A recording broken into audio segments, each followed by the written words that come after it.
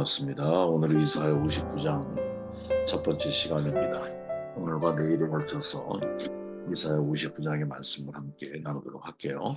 오늘은 2절 말씀을 듣고 나누며 시작을 합니다. 오늘 너희 죄악이 너희와 너희 하나님 사이를 갈라놓았고 너희 죄가 그의 얼굴을 가리어서 너희에게서 듣지 않으시게 함이니라.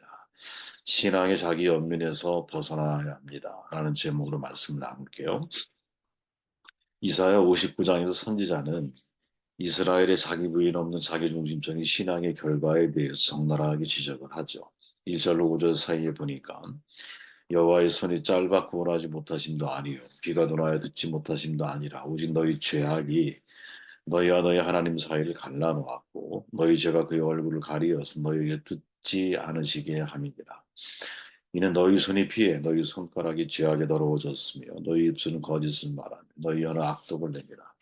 공의대로 소송하는 자도 없고 진실하게 판결하는 자도 없으며 허망한 것을 의뢰하며 거짓을 말하며 악행을 잉태하여 죄악을 낳으며 독사의 알을 품으며 거미줄을 짜나니 그 알을 먹는 자는 죽을 것이요 그 알이 밟힌즉 터져서 독사가 나올 것이니라. 참 비참한 이야기 아닙니까? 이 구절구절들 내용들을 읽어보면 한마디로 이스라엘 손에 피가 있고 손가락은 죄악에 더러워졌고 입술은 거짓을 말하고 당연히 진실을 외면하고 또 사회적으로는 공의를 저버리고 독사의 알을 품고 거미줄을 쳐서 많은 사람들을 악에 걸리게 만드는 사람들, 그들이 누구냐? 이스라엘 사람들이라는 거죠. 중요한 것은 그 이스라엘 사람들은 하나님을 아는 백성들이자 하나님을 안다고 말하면서 삶은 하나님이 없는 삶을 살아가고 있다. 실천적 무신론자의 삶을 지적하고 있는 것이죠. 입으로 하나님을 안다고 입으로는 하나님이 있다고 말하면 실제로는 하나님이 없는 것처럼 행동하는 사람들. 저는 개인적으로 오늘날 과거도 그렇고 오늘날에 이르기까지 가장 무서운 병이 뭘까? 신앙의 가장 무서운 적이 뭘까? 실천적 무신론이라고 보고 그죠? 어느 분의 말처럼 아는 것과 행하는 것 사이의 간격을 좁힐 때 우리의 신앙 경영에 성공할 수 있는 것. 저는 그 말에 100% 공감합니다. 누구를 바라볼 것도 없이 내 자신이 내가 아는 것과 행하는 것 사이에 간격이 좁혀져 있을 때 그때 나는 진실한 삶을 살아갈 수 있는 거죠. 세상의 교회를 다시 보게 될 때 언제일까? 우리가 아는 대로 실천에 옮길 때 세상은 교회를 통해 양심을 경험하게 될 거예요. 근데 아는 것과 행하는 것 사이의 간격이 넓혀질수록 세상은 교회를 신뢰하지 않죠. 이것을 우리가 절대 잊으면 안 된다고. 많이 아는 게 중요한 게 아니라 내가 아는 것대로 실천에 옮기고 살아가고 있느냐. 실천적 무신론자, 하나님, 예수님, 성령님, 믿음, 은혜 이런 용어들 그들에게 의미 없는 종교적인 단어인 거죠. 최근에 읽고 있는 책이 있는데 교회 하고픈 말이라는 유호진 교수의 책입니다. 한국교회 문제점을 지적을 해요. 일부 내용을 소개해 보면 뭐 한 몇 시까지의 한국교회 문제를 지적을 하는데 그 내용에 공통점이 있다는 내용에 일부 내용을 제가 소개해 보면 신앙의 개인이나 자기중심적인 신앙, 종교적인 열정을 강조, 영혼 없는 전통주의를 고수한, 구원의 사회성에 대해서 무시하고 외면한다. 감정 중심의 은혜를 강조, 목회자 중심의 교회 사역이 이루어진다. 개교의 성장주의에 초점이 맞춰져 있고 사회적 이슈에 대해서는 외면하고 교단 내에서 소모적인 주도권 싸움을 하고 제왕적인 권위주의를 내세우고 도덕성은 점점 떨어지고 교단 정치인들의 패거리 문화가 만들어져 있고 삶과 신앙의 이원론적인 사고가 흥행하고 있고 일상생활에 대해서 무관심하고 신론보다는 인간론 위주의 신학을 강조하고 있고 자기의로 가득한 외로운 늑대 원리주의자들이 많이 있으며 사회로부터 지탄받는 도덕성을 가지고 무지한 성경을 아는데 무지하다라는 거.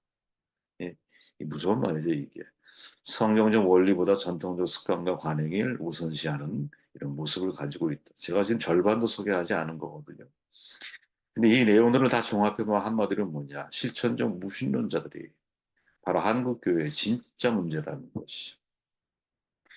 제가 어제 이사야 58장에서 거론한 것처럼 이사야 선지자는 하나님이 기뻐하는 금식이 무엇인지 1절부터 증언하잖아요. 이스라엘의 자기 만족적인 금식을 책망을 하죠.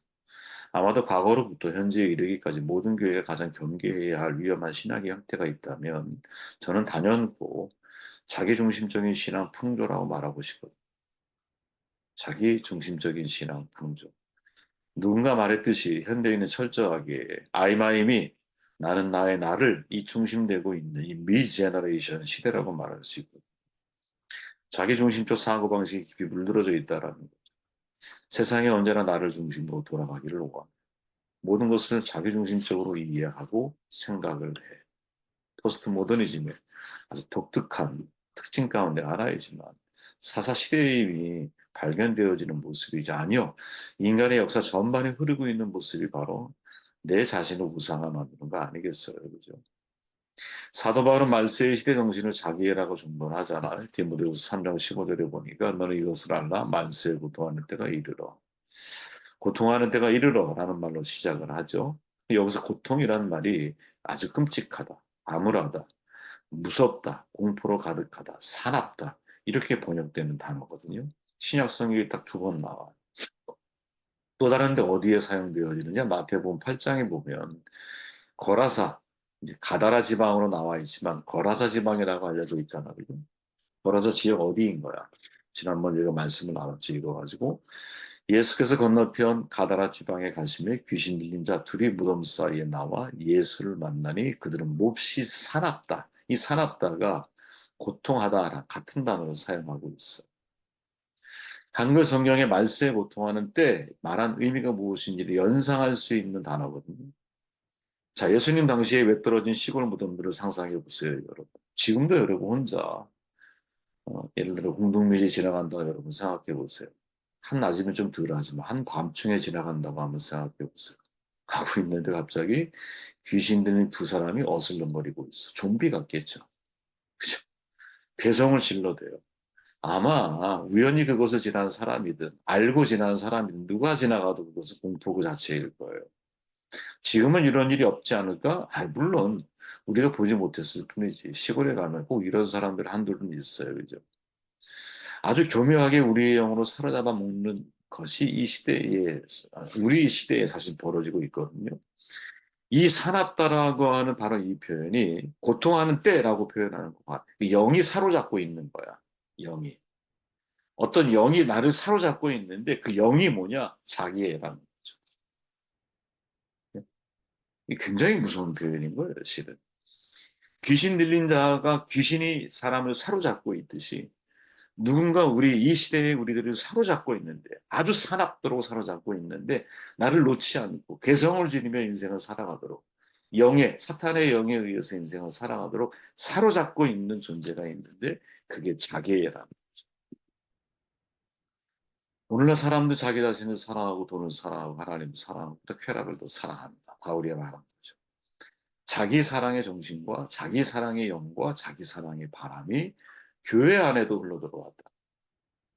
그죠? 어찌 보면 인류 역사상 가장 자기중심적인 문화 안에 살고 있는 것이 오늘날 우리의 현실이 아닌가 하는 생각을 해보게 돼요. 자기 성취, 자기 만족, 자기 발전, 이게 우리 시대의 주요한 목표가 되었잖아요. 과거 여러분 한국 경제가 붐이 일어났을 때 텔레비에서 성공시대라는 걸 했었어요. 성공해야겠다는 동기부여를 받죠. 나도 하면 된다. 나도 성공할 수 있다. 지금 우리 시대에 가장 많이 팔리는 게 뭔가? 뭐 이제 지금 또 더 발전되어 가지만 자기 계발서 얼마나 많이 팔려요, 여러분. 자기 계발서에 관한 책은 여러분 거의 나오면 베스트셀러 되기 쉬워요. 그죠? 우리도 그런 목적 가지고 쓰면 좋지. 예전에 긍정의 힘, 조엘 오스틴 목사님이 쓰신 믿음의 긍정적인 요소가 있는 건 사실이지만 긍정이 믿음은 아니잖아요. 기독교가 말해요. 근데 긍정의 힘을 읽어보면 완전히 자기 뭐라 그럴까요? 자기 암시에 관련된 책인 것처럼 그런 책을 여러분 수백만 부가 팔렸다는 거 아니에요. 말도 안 되는 얘기죠. 그러니까 이런 자기 개발에 관련된 시대에 여러분 사람들이 던지는 질문이 뭐냐? 어떻게 하면 내가 행복해질 수 있을까? 그렇게 자기중심적인 문화는 자연스럽게 자기중심적인 종교를 생산하게만 되어 있거든요. 그죠? 그러니까 신앙과 종교가 철저하게 내 중심적인 경향을 보이는 거야. 내 만족을 위해, 내 행복을 위해서 내가 신앙하는 거.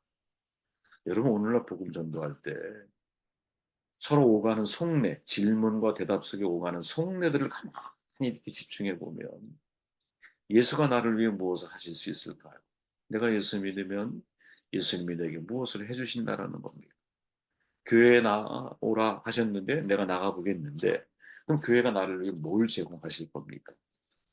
여러분 이런 뉘앙스의 전도 마치 영업하는 것처럼 복음을 영업하는 사람이 세일즈 하듯이 불신자들을 대상으로 대화를 나누고 있는 것들을 목격하신 적이 있습니까? 저는 가끔 목격을 해요. 얼마나 철저하게 나 중심적인 사고입니까? 예수님이 여러분 절대적인 진리로 예수님 선포되어지는 것이 아니라 최고의 상품으로 변질되어 가는 거죠. 자본주의 시장 안에서 예수님이 여러분 소비자의 구미에 맞춰서 바뀌는 거예요. 전달 방식이 복음의 선포가 아니에요. 영업이 되는 거예요. 복음의 기쁜 소식은 여러분 나를 위한 아주 기쁜 소식의 메시지가 돼야 돼요. 기복적 메시지가 돼야 됩니다. 예배당을 어떻게 만들어요? 과거엔 예배당이 그죠? 예전에 우리 김영봉 교수님이 얘기했던 말처럼 하나님 앞에 집중할 수 있는 제일 좋은 분위기면 제일 좋지 않겠나. 그 정도 선에서 예배당이 만들어지면. 그러니까 하나님께 몰입할 수 있는 분위기면 제일 좋다. 이런 거죠. 근데 오늘날 예배당은 여러분 사람들의 편의를 위해서 만들어지거든요. 물론 뭐 건물이니까 얼마든지 그럴 수 있다. 근데 그 속에 사람들이 들어왔을 때 내가 하나님에 대한 거룩한 마음을 내가 갖고 경건하게 내가 예배할 수 있는 분위기에 초점이 맞춰진 것이 아니라 사실은 사람들의 편의에 초점이 맞춰서 건축되어지는 경향이 훨씬 더 많죠. 자, 자기중심적인 문화 자연스럽게 자기중심적인 종교를 생산하는데 더 무서운 건 뭐냐? 자기중심적인 신앙은 여러분 자연스럽게 자기연민주의에 빠지게 만든다. 자기연민주의. 잘 아시죠? 자기연민, 나르시시즘. 그죠? 모습에 빈 자기의 모습을 보고, 그죠? 사랑에 빠지자. 사랑에 빠져. 이런 문화들이 우리 교회 안에도 그리스도인 문화 속에서도 교회 안에서도 깊은 영향을 미치고 있다라는 거죠. 그럼 이게 우리가 지금 사탄의 전략을 또 그 전략 속에 만연되고 있는 교회 내에서의 어떤 모습들을 우리는 잘 봐야 할 필요가 있어요. 그죠? 이게 무슨 말이냐면 우리가 하나님을 믿고 우리가 예수님을 사랑하고 하나님께 예배하고 내가 또 하나님을 이렇게 경외하는 모든 것들이 내가 잘 되기 위해서는 내 마음 중심에서 그죠? 우리가 예수님의 삶 속으로 이끌림을 받는 것이 아니라 예수님이 우리의 삶 속으로 오시기를 바라는 거죠.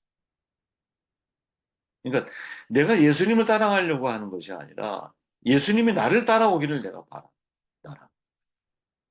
내가 예수님이 말씀하신 삶을 추구해 가는 것이 아니라 나의 삶 속에 예수님이 함께 동행하셔서 내 삶을 더 어떻게 기름지고 윤택하게 만들어 주기를 원하신다. 주객이 바뀐 거예요, 주객이. 나를 위한 하나님으로 자꾸 바뀝니다. 초점이 언제나 나의 필요를 위해서, 나의 행복을 위해서.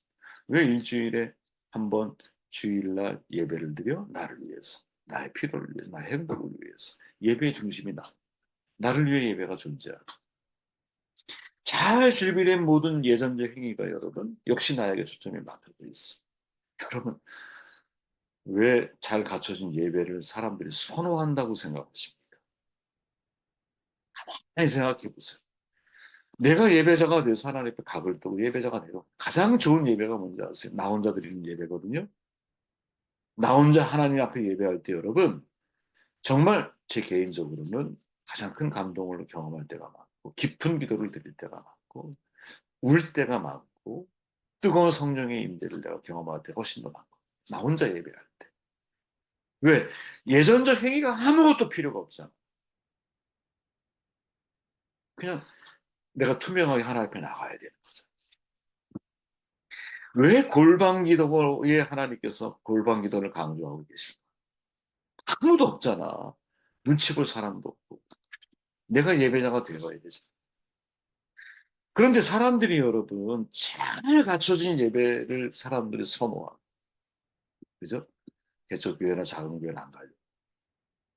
그죠? 모든 게 하는 시스템이 다 갖춰져. 벌써 이 찬양도 아주 우리의 마음을 울릴 만한 그 음향 시설이 다 갖춰져 있는 곳에서 예배하면 정말 감동이 더 큰 것 같죠.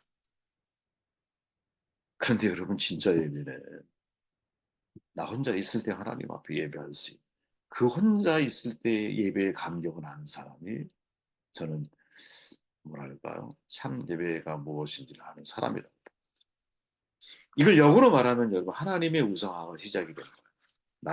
나의 필요를 채우시는 하나님으로 바뀐 것이기 때문에 하나님의 우상화. 이게 자기 연민적인 신앙의 아주 뭐랄까 숨어 있는 신앙의 변질인 거야. 신앙의 변질. 나머지는 여러분 읽어보시기를 바랍니다. 오늘은 되게 중요한 내용을 다루었다고 저는 생각을 하는데, 야, 자기중심적인 신앙이 자기중심적인 종교를 만드는데, 특별히 그 속에 자기 연민주의에 우리를 빠지게 하면서 예배, 하나님, 성령님, 예수님조차도 나를 위해 존재하게 만든 그러한 신앙이 변질된 모습을 사람들은 보이고 있다는 거죠. 이스라엘 사람들이 그런 거죠. 하나님을 위해서 선택받은 백성이야. 근데 그들의 이 삶의 변질이 어떻게 나중에 바뀌어요? 나를 위해서 하나님이 응? 그러니까 나를 위한 하나님으로 바뀐 거지. 하나님이 왜 택하신 백성인데, 그의 소유된 백성인데, 나에게 소유된 하나님으로 바뀐 거야. 이런 신앙의 모습을 혹시 우리가 가지고 있지는 않은가. 우리 자신의 내면을 깊이 살피는 종이 되시기를 바랍니다. 여기에 하나, 이런 나의 신앙을 살필 수 있는 좋은 방법이 뭐냐? 여러분의 예배가 언제 가장 뜨겁습니까? 언제 가장 간절하고 언제 가장 하나님을 깊이 내가 경험하게 됩니까?